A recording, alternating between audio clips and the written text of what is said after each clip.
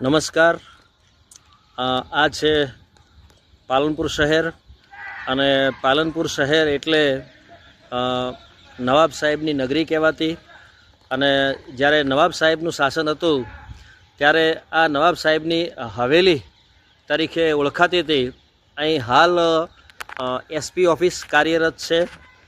હું જે જગ્યાએ ઊભેલો છું તે એસપી ઓફિસ અને જૂની કલેક્ટર ઓફિસ છે, એના વચ્ચેનો આ એક બગીચો છે.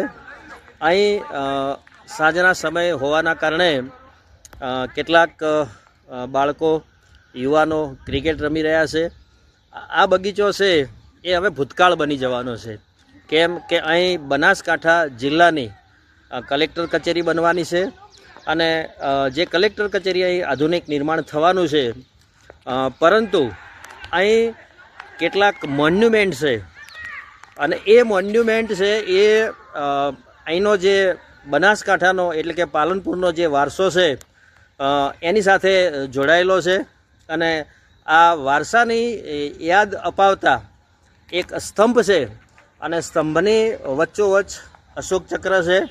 એની પાછળ કે જે ભારતનું સંવિધાન છે, એ ભારતનું જે સંવિધાન છે એનું લખાણ છે. અને એ સંવિધાન છે એ જ્યારે આપણને આઝાદી મળી અને સંવિધાન જે અમલમાં આવ્યું એનું અહીં લેખન કરેલું છે.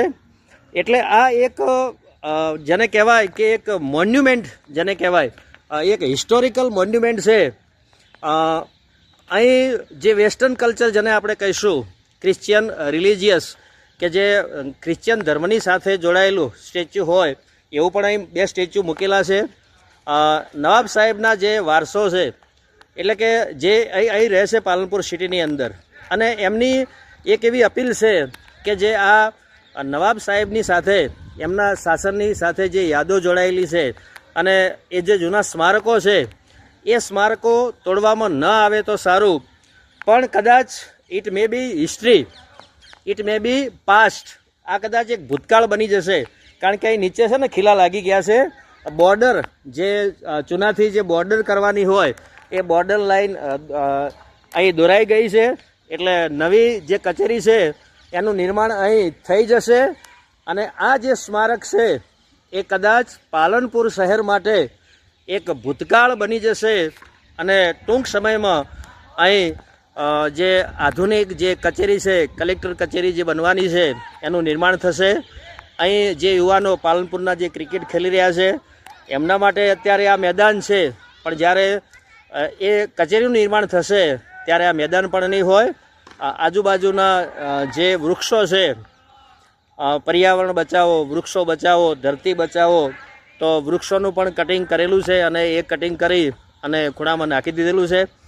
નવી ટેકનોલોજીમાં આપણે ગમે એટલા આગળ હોઈએ પણ ક્યાંક ને ક્યાંક ટેકનોલોજીનો ઉપયોગ ન થતો હોય. ઇઝરાયલ જેવા એક નાનકડા દેશની અંદર કે ફોરેનની કોઈ પણ કન્ટ્રી હોય અને જો એ કોઈ નવું નિર્માણ કરવાનું હોય, રોડ બનાવવાનો હોય, બિલ્ડિંગ બનાવવાનો હોય, તો આધુનિક મશીનથી એને પૃથ્વીની અંદરથી નીકાળી અને એનું રીપ્લાન્ટેશન કરવામાં આવે છે. પરંતુ અહીં જો ખૂણાની અંદર એક બાજુનો જે ખૂણો છે એ ખૂણાની અંદર જે જૂના ઝાડ છે એ જૂના ઝાડનો ઢગલો કરી દેવામાં આવ્યો છે. એટલે ઝાડ પણ અહીંના સાક્ષી છે. એ ઝાડ પણ હવે આપણને ભૂતકાળમાં જોવા કે ભવિષ્યમાં જોવા અહીં નહીં મળે. ઝાડ છે એ કદાચ આ જે બિલ્ડિંગ અહીં બનશે તો એના માટે જે સાક્ષી છે પાલનપુરના ઇતિહાસનો, એ પણ એક ભૂતકાળ બની જશે.